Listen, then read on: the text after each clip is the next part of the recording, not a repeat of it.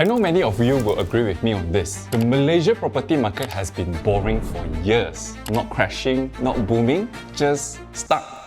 People want to buy homes, but prices ran ahead of income. Inflation ate into savings and interest rates stay high. So affordability never really caught up. The result, demand exists, but transactions don't. And when buyers slow down, developers suffer. So developers try everything to survive. They build more homes, more malls, more mixed-use projects. But then there are so many malls around us today, they are starting to feel like the next bubble.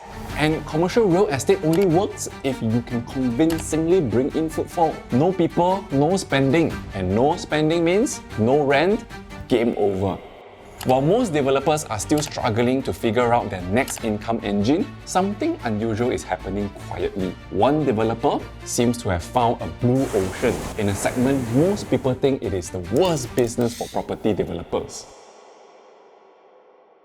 Industrial property. Boring, low margin, sell land, walk away. Let business owners build everything themselves. That's why most people assume industrial is unsustainable for developers. But EcoWorld didn't see industrial as boring. They saw it as misunderstood. And the way they're approaching industrial property, from data centers to global tech giants to long-term recurring income, is so different that it might change how we look at property investing in Malaysia altogether.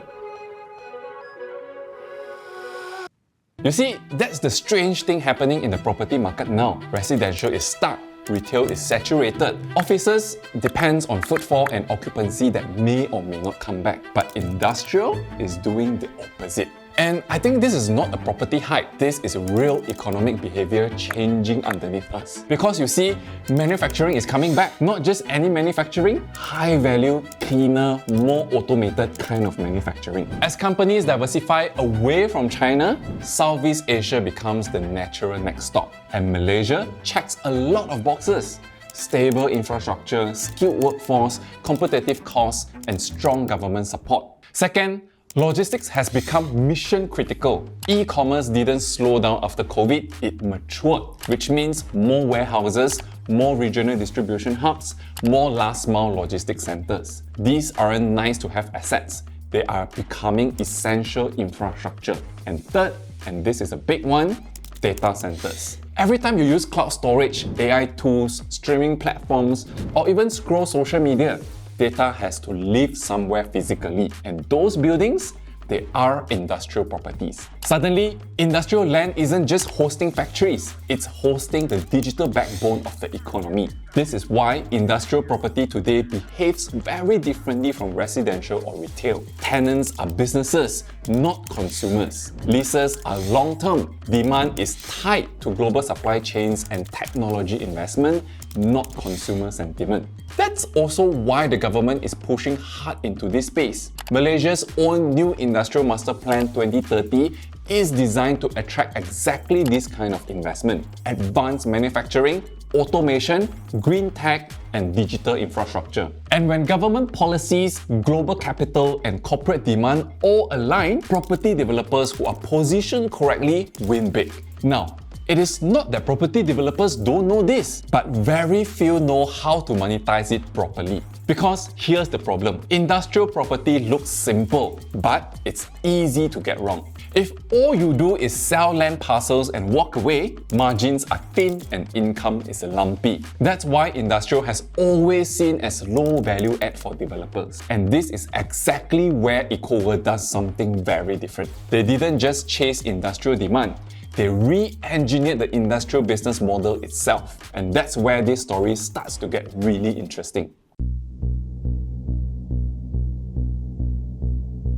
Instead of selling land and walking away, what if industrial parks were treated like townships? That single mindset shift changed everything for EcoWorld. They started building eco-business parks, fully planned, master planned industrial ecosystems. Now, this video is not sponsored by EcoWorld. I hope they do sometime in the future.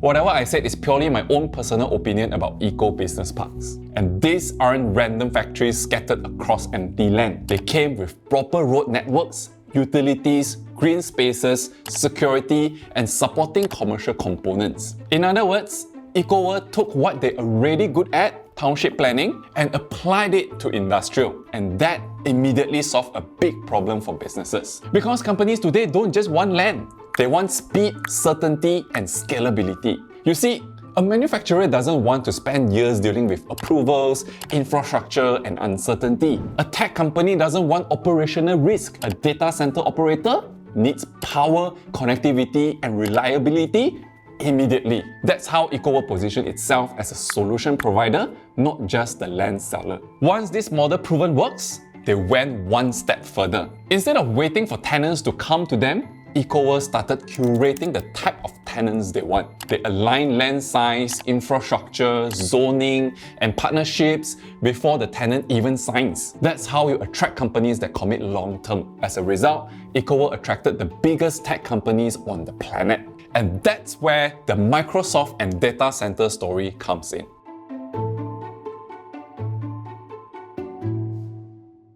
When Microsoft committed to EcoWorld's industrial land in Johor, it did three things overnight. First, it validated EcoWorld's industrial model. This wasn't a local SME or a regional player. This was one of the biggest tech companies on the planet, trusting EcoWorld to host critical digital infrastructure.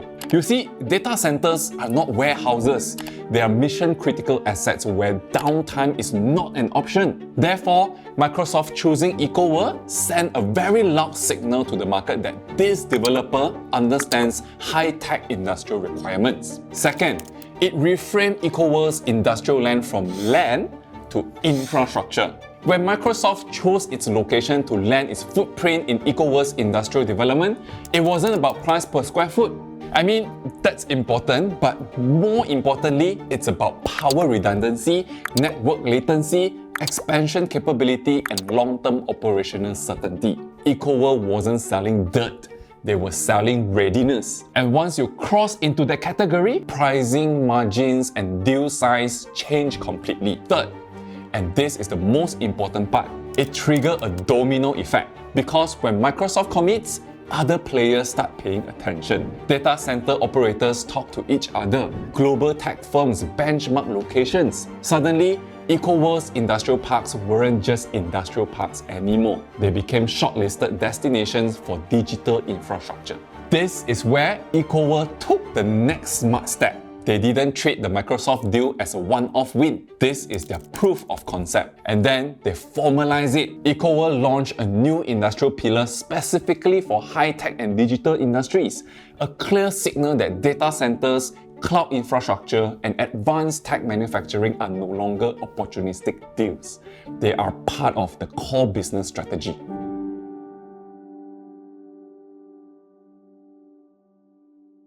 By this point, one thing should be very clear. EcoWorld didn't win because the property market suddenly recovered. They won because they stopped relying on an old property playbook. And this is where the lesson gets interesting for both stock investors and for people who invest in physical property. For decades, Malaysian property investing was simple. You buy homes, sell to families, rely on income growth and population growth. That model is breaking. EcoWorld figured out something early. The strongest demand today doesn't come from consumers, it comes from corporations. Big companies don't buy property emotionally. They don't wait for sentiment to improve. If they need space to expand, they move regardless of headlines. That's why industrial property behaves so differently from residential or retail. But here's the important part. Industrial only works if it's done properly. A lot of people still think industrial means selling land and walking away. And honestly, if that's all you do, then yes, it's low margin and not exciting.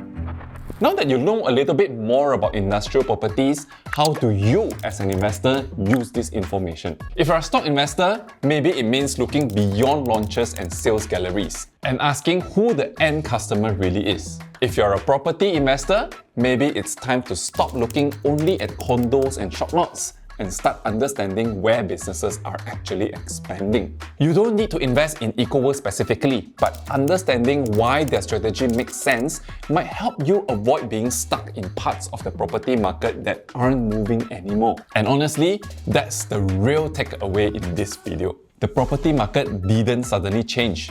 the rules did. What used to work, selling homes, building malls, waiting for foot traffic, doesn't automatically work anymore. And developers who keep forcing that old model are going to struggle. EcoWorld didn't wait for the cycle to turn.